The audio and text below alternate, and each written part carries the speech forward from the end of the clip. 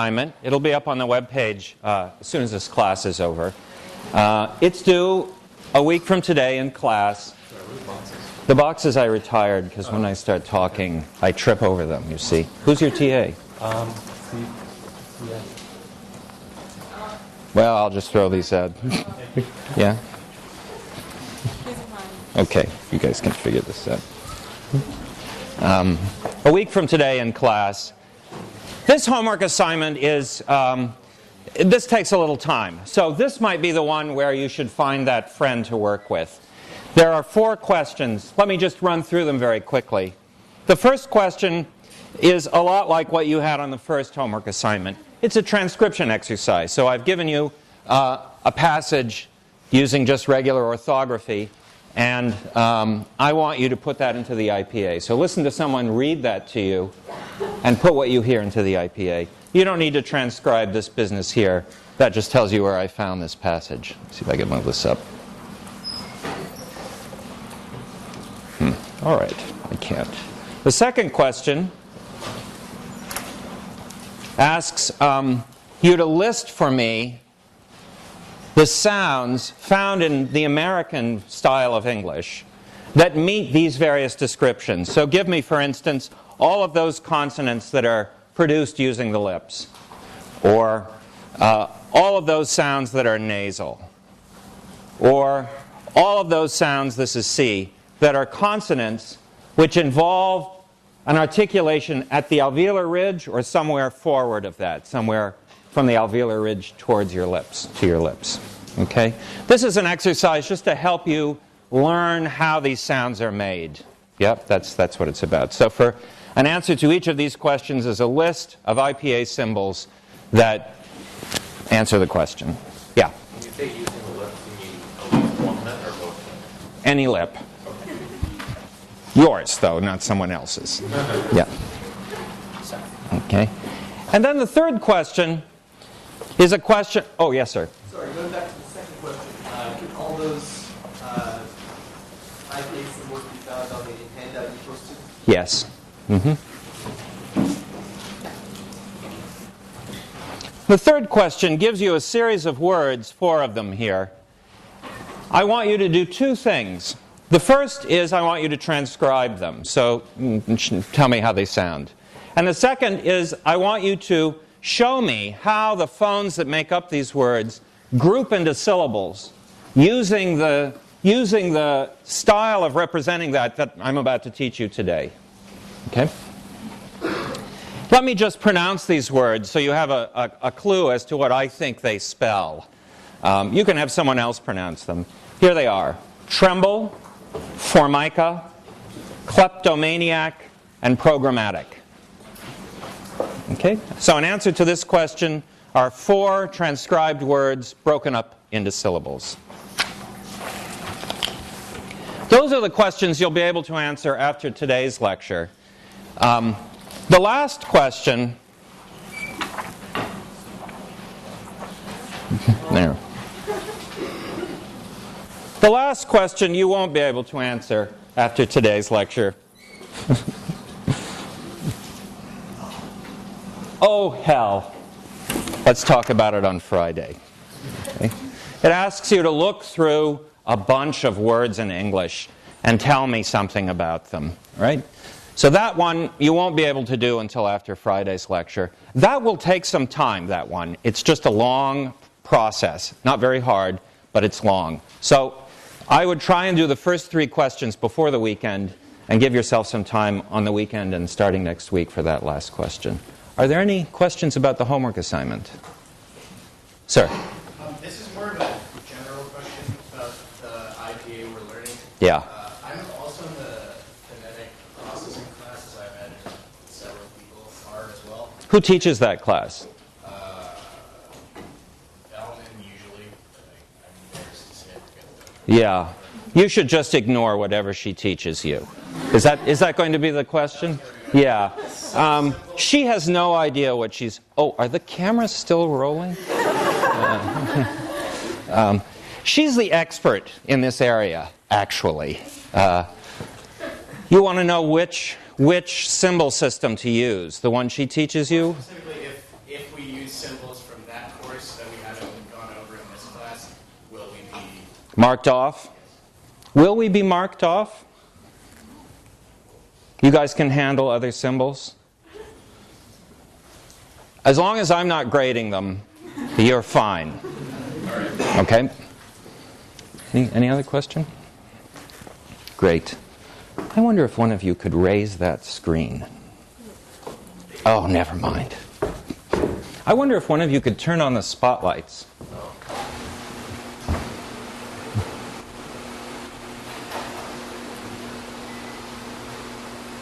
I told you that we would have little practice sessions using the IPA at the beginning of the lectures. And so here's today's.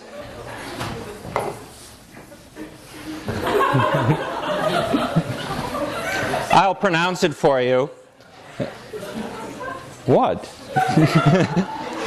And then I'd like you to translate into the IPA what's up here. So here it is.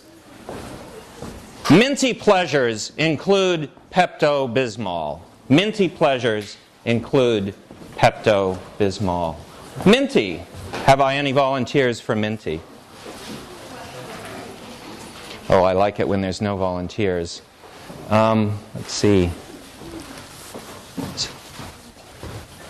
Yes, you. I can't see you well enough to. Why don't you tell me what to put rather than coming up here? Minty. Well. Yeah. Okay.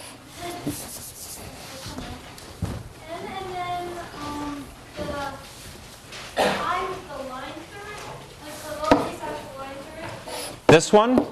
Yeah. Okay. And then N. And then T. All right. And then the I and the J. Minty. Anyone have an alternative suggestion for this? Ma'am. Capital I. Capital I think, is a good contender, too, in place of this one. I'm too deaf to really hear the difference, but yeah, one of these is probably right. Minty. Minty. Pleasures. Pleasures. Let me see if I can pick someone who's unfamiliar with this concept. Ma'am, in the glasses. Yes, you. Yeah. P is a good start.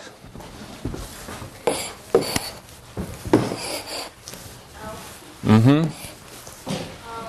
looks like an E except backwards. This thing? Okay. Looks like a Z except extended. It's a Z that's been on the rack. A D upside down. Okay. R upside down. Everything seems to be upside down. Something between the S and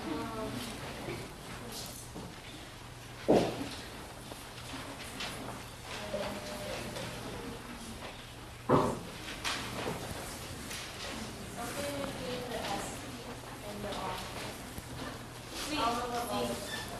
What? Something between the S? What do you want here? An S? Z.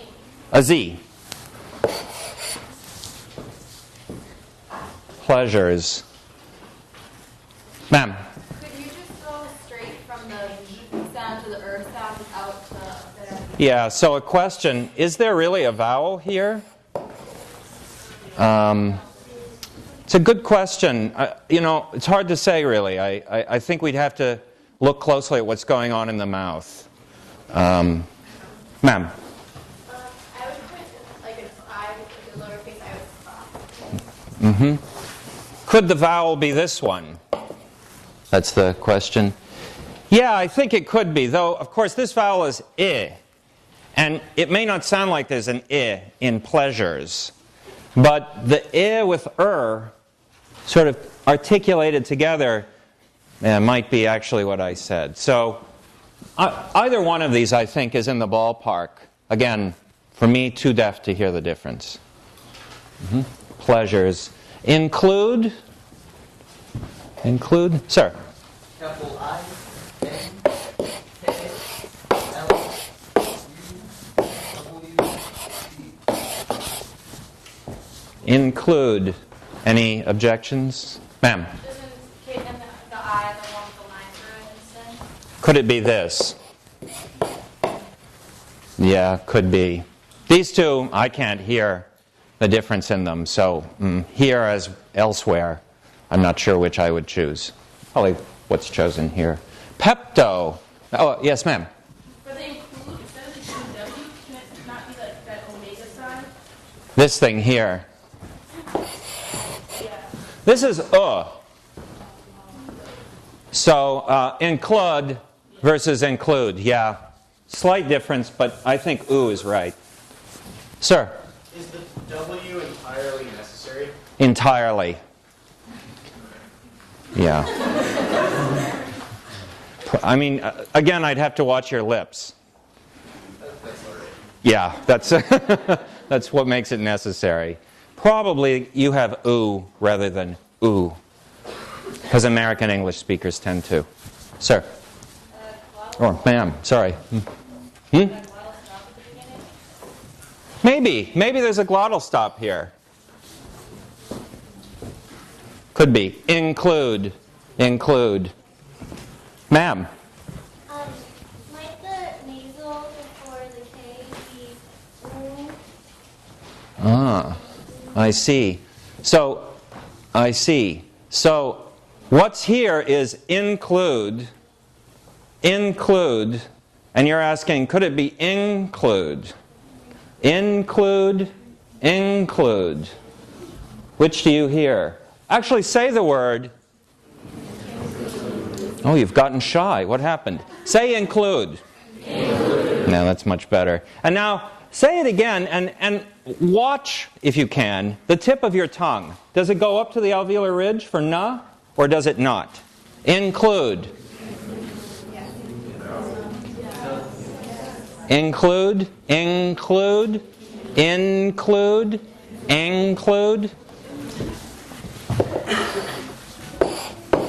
Beware the na contrast. Include. All right, Pepto. Sir.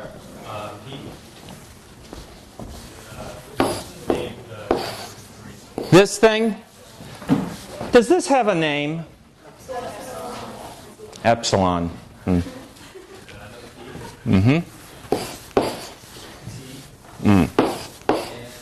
little confused whether it be O or OW. The plain O, probably not the O that American English speakers use. We tend to move our lips when we make our vowels, and that's what the W signifies. So probably this one, Pepto.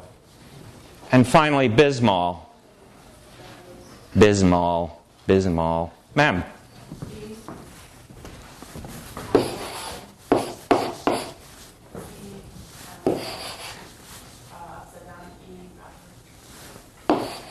Like this? Yeah,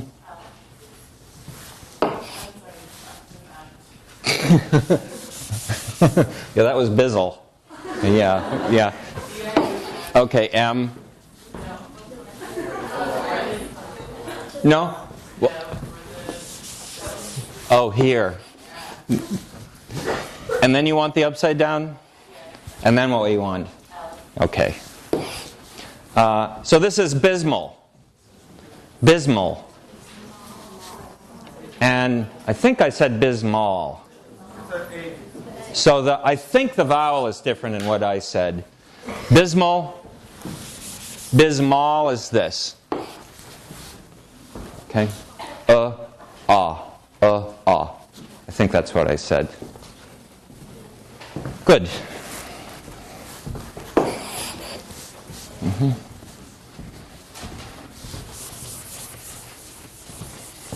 Great, good. You guys are getting good at this. Now, what we've learned so far is how to train our ears to hear the sounds that go into making up these words. And like in this example, for instance, we've represented, at least as well as our ears can and our training has to this extent, what those sounds are. So like, for instance, this word has these 5 sounds in them, m, I, nt, and e. and they're in that order. That's just exactly what this says. And this word has these 7 sounds in it in that order. And so on for all of these others. But there's other aspects to the pronunciation of these words that isn't represented here with these transcriptions. For instance, this word is pronounced minty. It's not pronounced minty. Do you hear the difference? Minty and minty. It's also not pronounced mint-y. It's minty. Do you hear the difference? I'm saying the same phones in the same order in all of these cases, and yet one of them sounds like this word, and the other sounds like I'm having some trouble speaking. Right?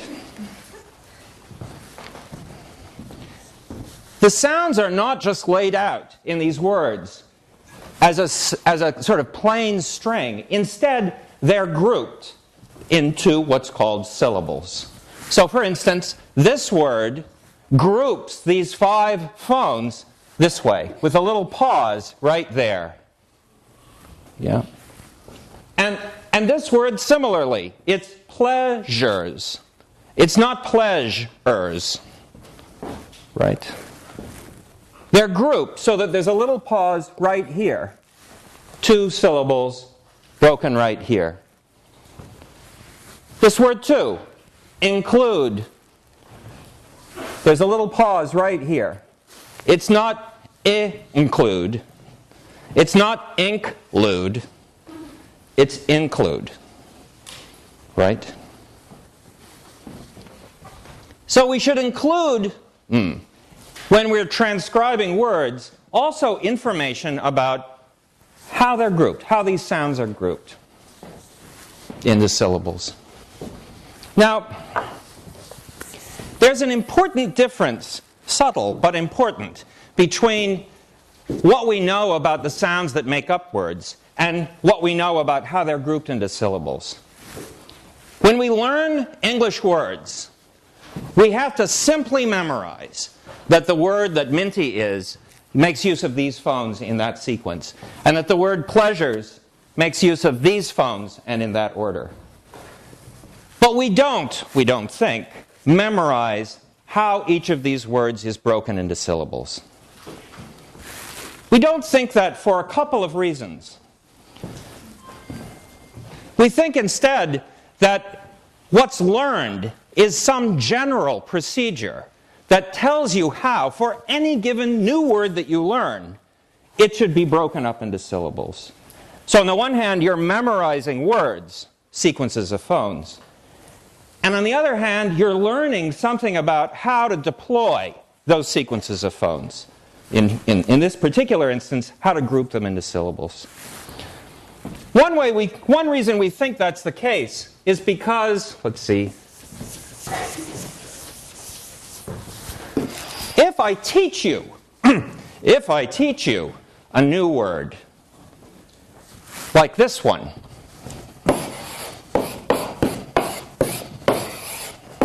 don't say this word.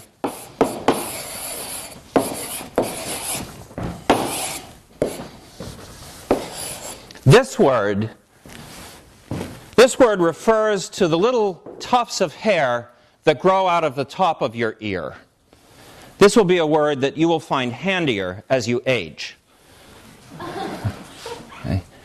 I have plucked all of mine before this lecture so that you wouldn't discover. Can you read the IPA up there? Will you whisper into my ear what that word is? Kyrgyzstan. Oh, you are so good. And you, ma'am? No. You won't do it. Okay. And you, ma'am? Come on, just read it. It's okay. Don't be shy. I'll get out of your face as soon as you do it. Kyrgyzstan. Okay, pretty good. You missed a few there. You might still pass. Yes, you, sir? No. You don't want to do it either? What? Everyone's shy over here. Is anyone brave on this side? You look very brave. Say the word for me, please. Oh, come on. It's okay. The microphone's far away from you. No. What's the first three symbols? Well, is that a D after the... Well, see, you can just ask me. You can't read my handwriting? Oh, it's not a D. That's not a D. Yeah, this is a...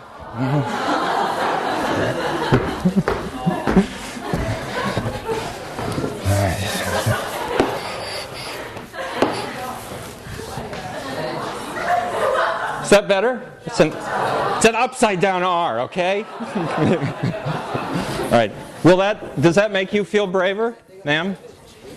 Oh, good grief. Yeah, the thing after the upside down R is a lowercase g. Yeah. Oh, you got it now? You want to say it? Looks like Burgistan. Yeah, okay. Except what is a lowercase g? What sound is that? No, G. Okay. So the brave people in this audience, and those who decided not to nail me for my bad handwriting, said all the same thing. Stand. Yeah. Indeed, it would be a surprise if anyone said Burgist. It would be a surprise if anyone could say Burgistan, for instance, with the breaks here and here. Right?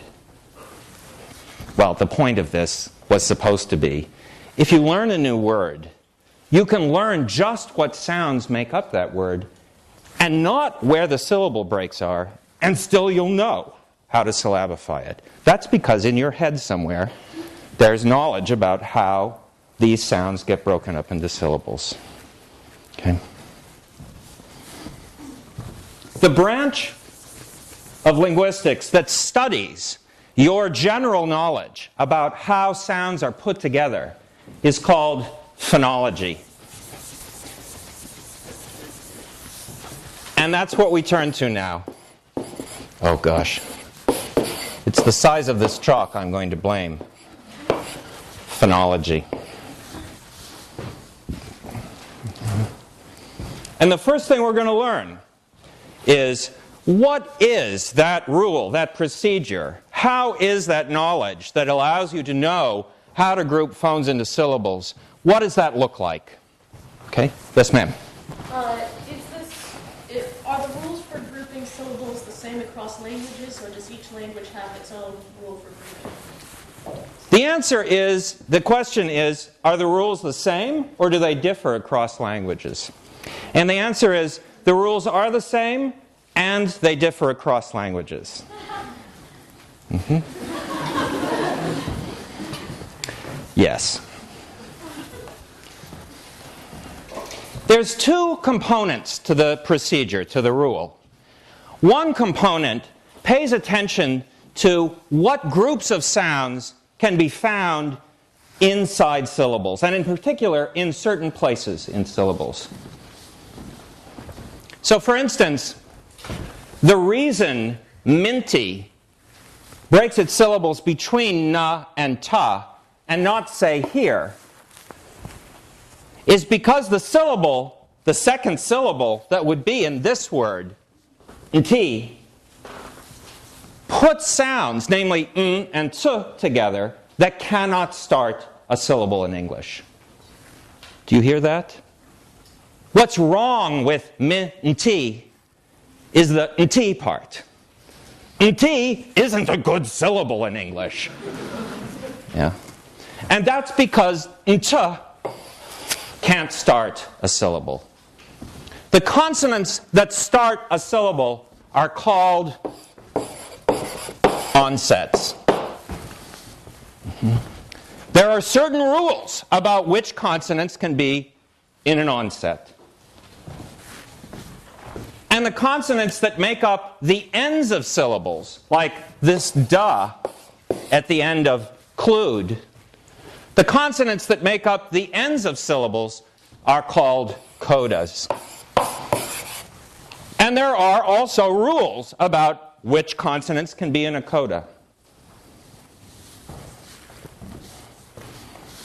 I can show you that too, I think, by pointing to these three words. These are all words But they're so unfamiliar that I suspect none of you have actually run into them in your day-to-day existence. They are mbano, granoblastic, and plotly. One of the reasons I'm pretty sure these words are pretty rare for you and that you haven't encountered them is because two of them are not English words. Can you tell me which two? Bano and plotly. Right? Why? Well, English syllables don't start with kla or mba. This is a Swahili word. Swahili words can start with mba. This means something. Wedge. No. Something. I don't know. Don't try it.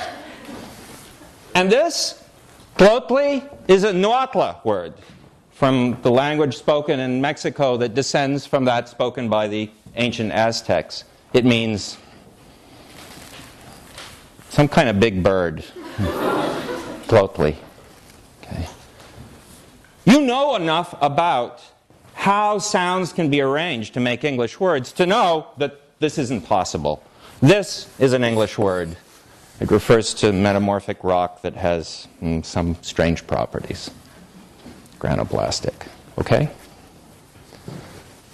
So one thing that goes into knowing how to break words up into syllables is, well, which collection of consonants can make up the beginnings, onsets, the ends, codas of syllables? And that is, as this just shows you, something that varies from language to language. For instance, in Japanese, the rules about what can be in onsets and in codas are quite different. And if we had a Japanese speaker here, we could figure it out. Are you a Japanese speaker? Are you a Japanese speaker? Ma'am? Chinese? Are you a Japanese speaker? Hi, my name's Kyle. Yeah. Would you please come up to the front of the class? What did you say your name was? Misato. Misato, I know this is going to be embarrassing. Could you come up to the stage? Now, what we're going to do is we're going to toss English words to Misato. Misato? What? It's okay.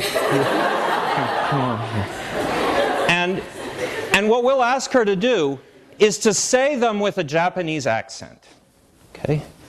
And what I hope that will do is force Japanese rules about what can be in onsets and codas to break up the words we hand her in different ways. Okay? Right? And maybe if we do that long enough, we'll be able to figure out, well, which sounds can be in onsets and in codas. All right? It'll be fun. I might have to touch you. Will that be okay? Okay, only on your face. Yeah. All right, so let's throw some words at her and see what she says. Oh, maybe I'll do the job of recording what we come up with. So, does anyone have a word that we can ask her to pronounce in a Japanese way? Yes? Pumpkin. Pumpkin. Okay, let's start by writing down English. So, pumpkin, pumpkin. Can you say it again? Pumpkin. I told you I was deaf. Can you just shout that at me? Pumpkin. I don't know. Maybe there was a pa here or not. I couldn't tell. Was there? All right. Pumpkin. Pumpkin. Pumpkin. Say it again. Pumpkin. Oh, that was very good. Can you say it again? Pumpkin. No, pumpkin. Yeah. Can you one more? Pumpkin. Oh yeah, that was good. Nice and slow, but I'm sure not quite So here's what I heard. She didn't say she said a different vowel. She did say though she insisted on humming for some reason at that moment. And then there was a vowel here, which I heard as something like this vowel. Sometimes I heard it and sometimes I didn't. Can you say it again? 펌프킨. Yeah, that time I heard it. And then this is what I heard. Okay? Yes? I heard the N with a little thing in the bottom. You heard nga? Okay.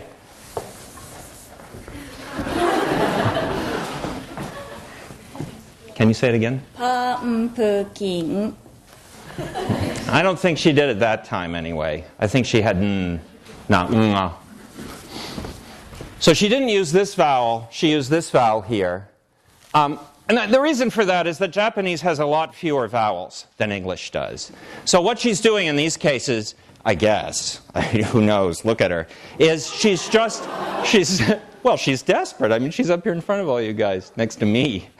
She's finding vowels in Japanese that are as close sounding to the English ones as she can find, and then switching those in. Okay, so there's some substitutions like that.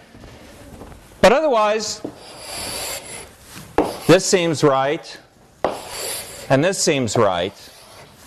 So she just said the Japanese version of this English word with the same syllable breaks, except she stuck in a syllable here. Okay? She stuck in a vowel that wasn't there.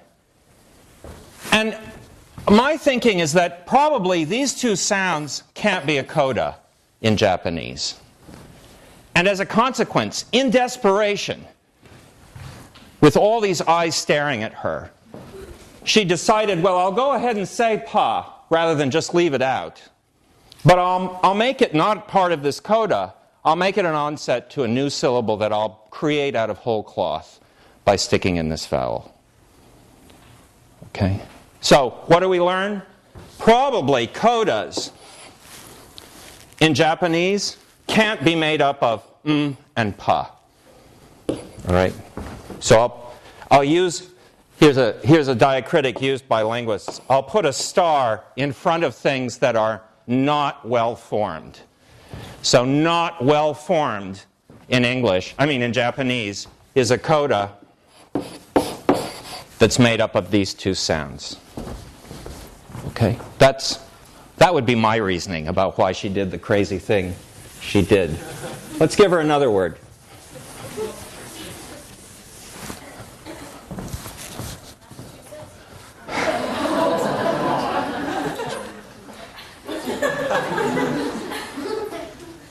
Massachusetts.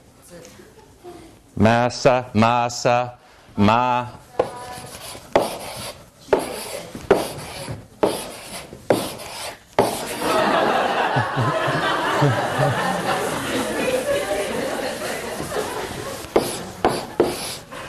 Chu.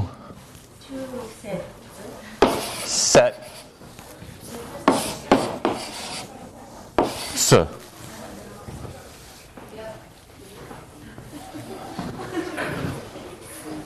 Okay, one thing is that this sound right here, this is a sound we don't have in English. It's one sound. It's an affricate. It's ts, ts. If you're over the age of 60 and a Yiddish speaker, this is how you say time, time. Okay, with that sound. But I'm gauging that none of you are over 60 and Yiddish speakers. This is a sound in Japanese, though, and she's stuck that in instead of ta plus sa.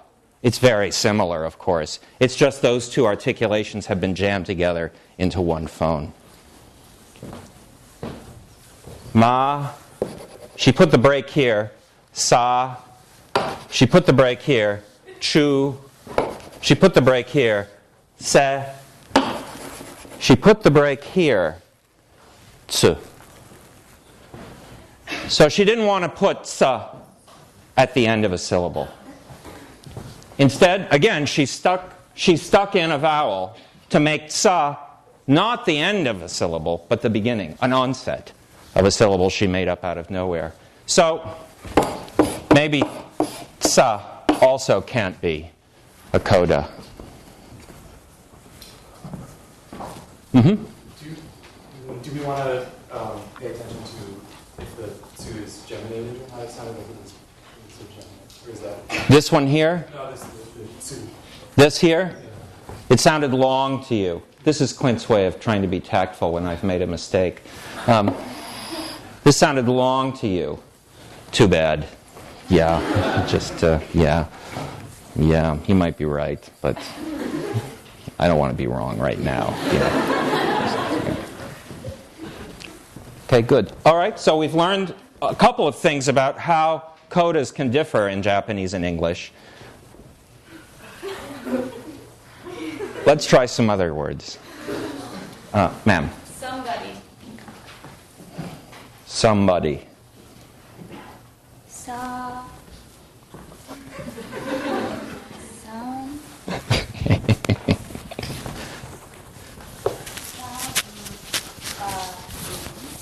Somebody.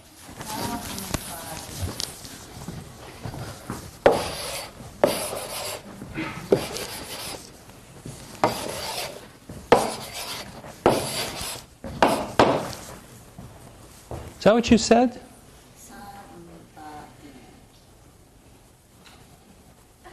Pretty much like English. You know, I'm worried about M.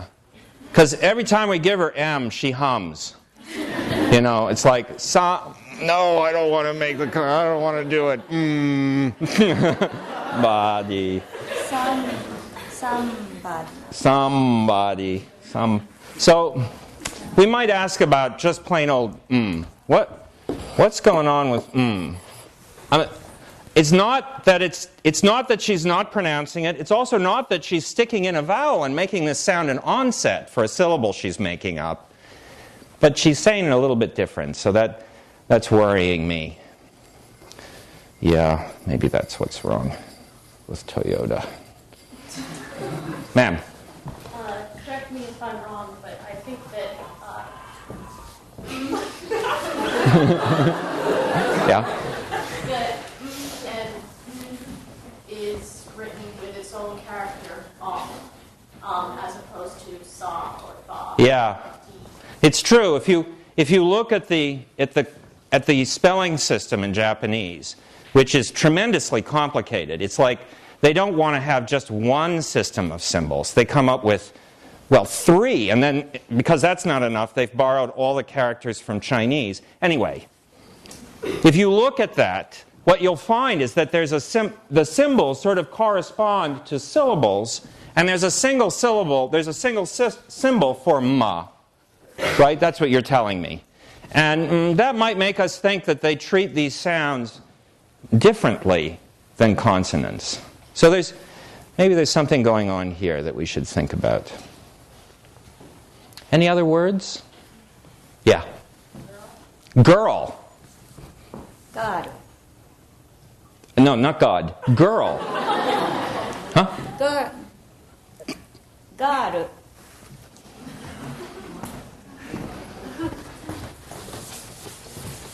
Girl. First, let's just focus on what she was supposed to say, shall we? Okay. Girl. Yeah. And what she said, tell me if this is close, if you think was something like this. Garu. Garu. Garu. You're saying it again. Garu. Yeah. Is that? This sound here that you hear her saying, it's probably she's probably matching this sound to o. Because Japanese doesn't have the sound o. It also, by the way, does not have the sound What it does have is ra. Ra is, well, the IPA symbol for it is this. It's sort of like an R without its spine. Okay? It's on your IPA chart.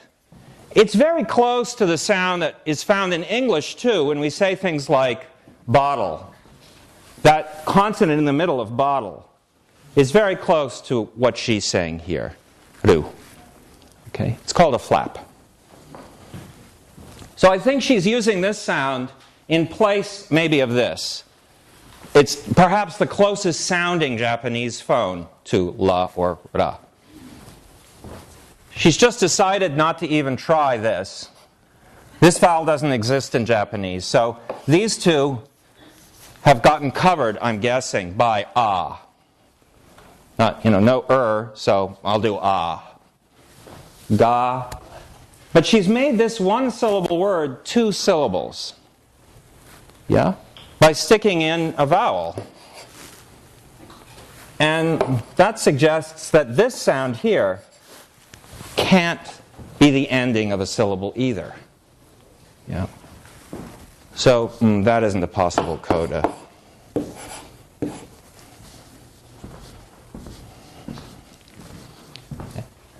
Besides have we found anything that can be a coda in Japanese?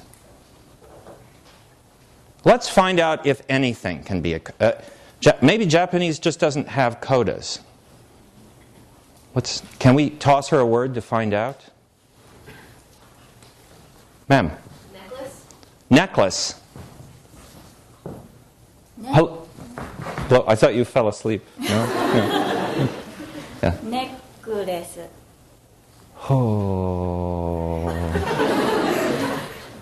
Say it again? Necklace.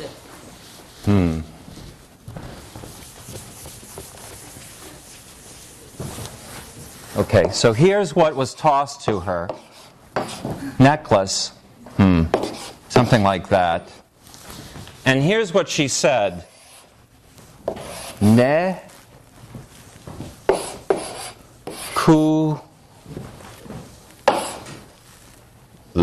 Say it again. Re, e. That flap thing again. E, su. Ne kuresu. Ne kuresu. Ne kuresu. This is 2 syllables in English. So what do we learn about Japanese? Can ka be a coda? No, right? Because she didn't say neck. She stuck in a vowel that wasn't there in order that ka could be somewhere other than a coda. Ra can be an onset. Sa, can it be a coda? No, again, she keeps sticking in these damn O's. These damn U's. Yeah. S, ka, they can't be codas. What can be in an onset in Japanese? So far, we've only seen, virtually every consonant that she decides to pronounce can be an onset in Japanese. Can there be more than one consonant in an onset? Can we find out? Let's toss her a word. Bread. Buretto.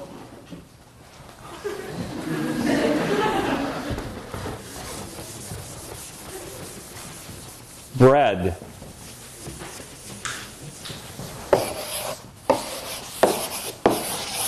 And here's what she said.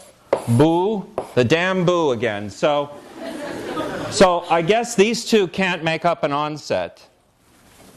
Right? Because she decided, no, can't do that. I'll give each one of them a new syllable. Ba for u. Ra will go with e. And then what did you do? Do. So da, she didn't want to let da be the coda for this second syllable. So she gave it a new vowel. Suddenly she decides o is cool.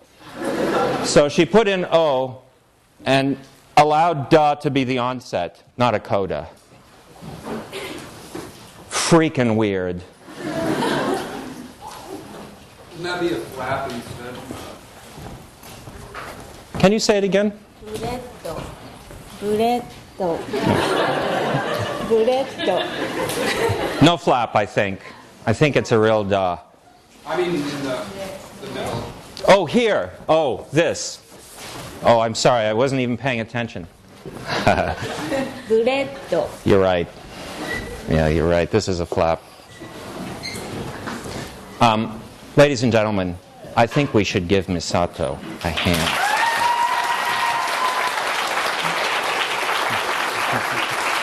I'll see you on Friday.